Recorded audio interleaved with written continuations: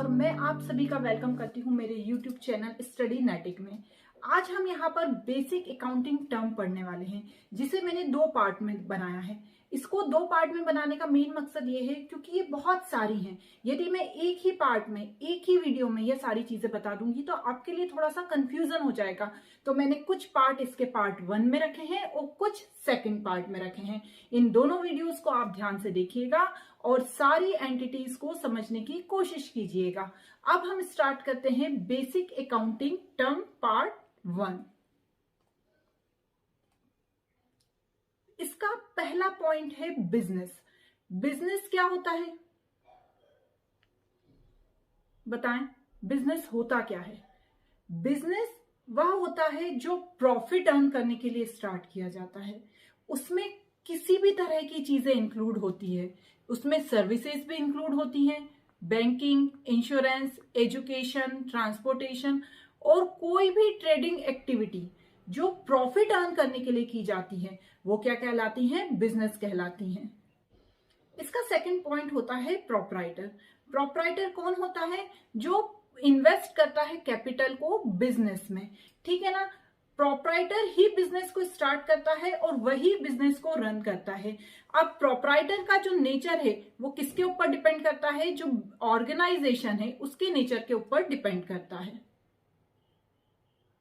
इसके third point में है कैपिटल।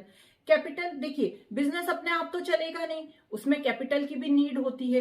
तो इसकी थर्ड इंपॉर्टेंट एंटिटी होती है कैपिटल। वह अमाउंट जो कैश, गुड्स और एसेट्स किसी भी फॉर्म में हो सकती है, वो सब क्या कहलाती हैं? कैपिटल कहलाती है, जो प्रॉफिट अर्न करने के लिए किया जाता है। इसके नेक्स्ट पॉइंट में है एसेट्स। एसेट्स क्या होता है?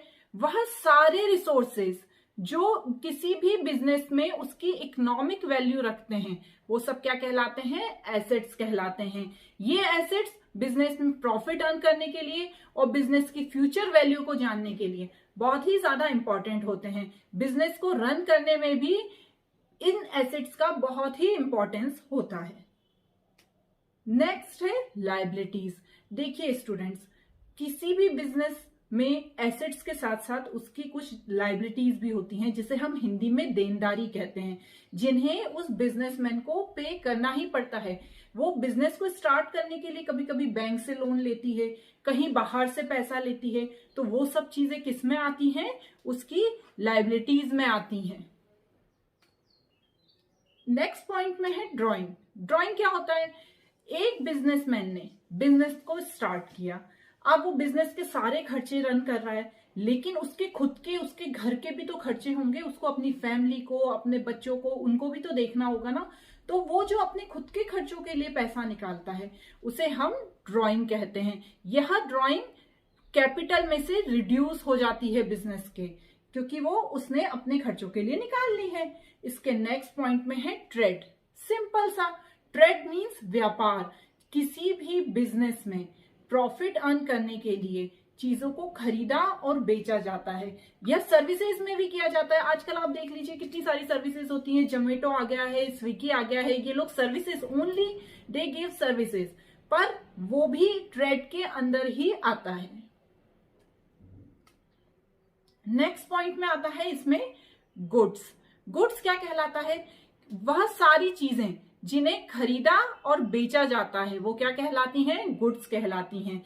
इसमें रॉ मटेरियल भी इंक्लूड होता है, प्रोग्रेस में जो गुड्स होता है वो भी इंक्लूड होता है, और फिनिशिंग गुड्स होता है वो भी इंक्लूड होता है। यह सारी चीजें परचेज में लिखी जाती हैं। वह सारे गुड्स जो सेल किए जाते हैं उन्हें सेल्स में लिखा जाता है, और जो स्टॉक में होते हैं और अनसोल्ड होते हैं उन्हें लास्ट ईयर में भी गुड्स में ही इंक्लूड उनकी एंट्री की जाती है। इसका नेक्स्ट पॉइंट है परचेज। वह सारे गुड्स जिन्हें रीसेल करने के लिए खरीदा जाता है वह सब क्या कहलाते हैं? परचेज कहलाते हैं। इसमें रॉ मटेरियल इंक्लूड होता है जिससे कि हम चीजें बना के फिर उन्हें सेल करते हैं, लेकिन इसके अंदर जो एसेट्स होती हैं जो बिजनेस के लिए खरीदी गई हैं उन्हें इंक्लूड नहीं किया जाता, क्योंकि हमने उन्हें चीजें बनाने के लिए खरीदा है, ना कि उन्हें सेल करने के लिए। तो उन एसेट्स की एंट्री परचेज के अंदर नहीं की जाती है। नेक्स्ट पॉइंट है प्रोफेशन। देखिए, जैसा कि मैंने पहले बताया आपको कि जो प्रॉफिट अर्न करने के लिए जो काम किया जाता है वो बिजनेस कहते हैं। अब प्रोफेशन क्या होता है? जब हम किसी चीज की ट्रेनिंग देते हैं, वो एजुकेशन फील्ड में भी हो सकती है, तो वो क्या कहलाती है?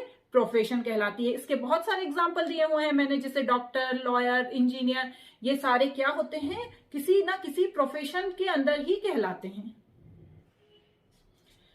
इसका नेक्स्ट पॉइंट है सेल्स। जब खरीदे हुए गुड्स को प्रॉफिट अर्न करने के लिए बेचा जाता है तो उसे क्या कहते हैं? सेल्स कहते हैं। जब ये नॉर्मल कैश में बेचा जाता है तो उसे कैश सेल कहते हैं, और जब इसे उधार में बेचा जाता है तो इसे क्रेडिट सेल कहते हैं। अब आप बोलेंगे मैडम कैश सेल्स और क्रेडिट सेल क्या होता है?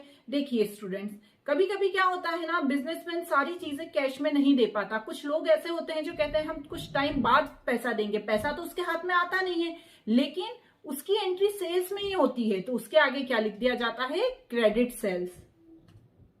नेक्स्ट है इसका परचेज रिटर्न। क्या होता है? गुड्स को यदि हमने किसी कारण से खरीदा है, किस कारण से खरीदा है?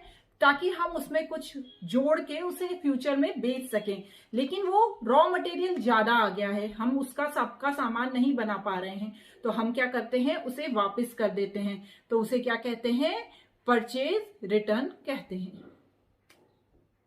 नेक्स्ट है सेल रिटर्न। अब सेल्स रिटर्न क्या होता है?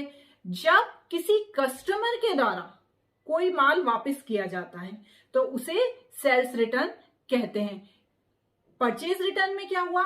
हम बिजनेसमैन ने कोई सामान खरीदा और उसका हमें आगे बेचने के लिए कुछ गुड्स नहीं बनाना है, तो हमने उसे वापस कर दिया, तो वो क्या कहलाया? परचेज रिटर्न कहलाया। अब सेल्स रिटर्न क्या कहलाता है? जब हमने कोई सामान बेचा और आगे जो हमारा ग्राहक था उसे वो सामान नहीं चाहिए, उसने वो सामान हमें वापस दे दिया, तो वो क्या कहलाएगा? वो सेल्स रिटर्न कहलाएगा। इसके नेक्स्ट पॉइंट में है स्टॉक। देखिए, सारी चीजें तुरंत खरीदी और तुरंत तो बेची नहीं जाती है ना, उसका थोड़ा सा स्टॉक करके रखना पड़ता है, क्योंकि यदि हो सकता है कि फ्यूचर में हम जो सामान बना रहे हैं उसकी बहुत ज्यादा मांग बढ़ गई है, उसकी लोगों को बहुत ज्यादा नीड हो गई है और हमारे पास स्टॉक ही नहीं है, उस स्थिति में हम क्या करेंगे? तो हमें कुछ स्टॉक अपने बिजनेस के लिए बिजनेस के अंदर रखना ही पड़ता है। इसे जब हम फाइनेंशियल स्टेटमेंट तैयार करते हैं तो कुछ स्टॉक बच भी जाता है, तो क्या करते हैं? उसे क्लोजिंग स्टॉक के नाम से, जब नेक्स्ट ईयर जब हम दूसरा फाइनेंशियल स्टेटमेंट तैयार करते हैं तो उसे हम ओपनिंग स्टॉक के नाम से लिखते हैं। ओके स्टूडेंट्स, इसका नेक्स्ट पॉइंट है रेवेन्यू। रेवेन्यू क्या कहलाता है? These are the amount received by a business for selling goods or service।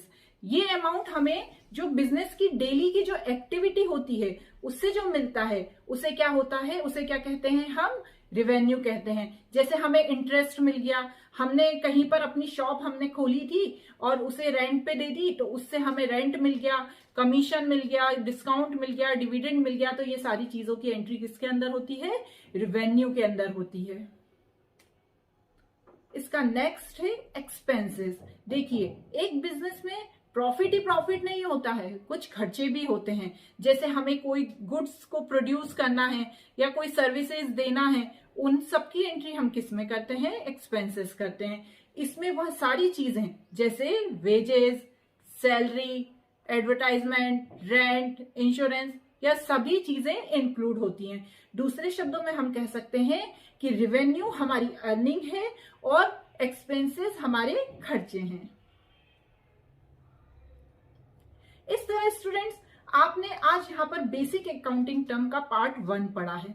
इसे आप अच्छे से समझिएगा। यदि कोई पॉइंट आपको समझ में नहीं आता है तो मुझे कमेंट बॉक्स में मैसेज कीजिए, उसका मैं एक अलग से वीडियो बनाकर आपको बताऊंगी। लेकिन ये बहुत ही इंपॉर्टेंट टर्म होती हैं, क्योंकि जब हम आगे चल के जनरल एंट्रीज करेंगे और हमें ये टर्म्स पता नहीं होंगी तो हमें समझना बहुत ही ज्यादा डिफिकल्ट हो जाएगा। तो आप अच्छे से इन्हें पढ़िए, अच्छे से समझिए और जरूर बताएं कि आपको मेरा ये वीडियो या मेरा ये लेक्चर समझ में आया या नहीं आया।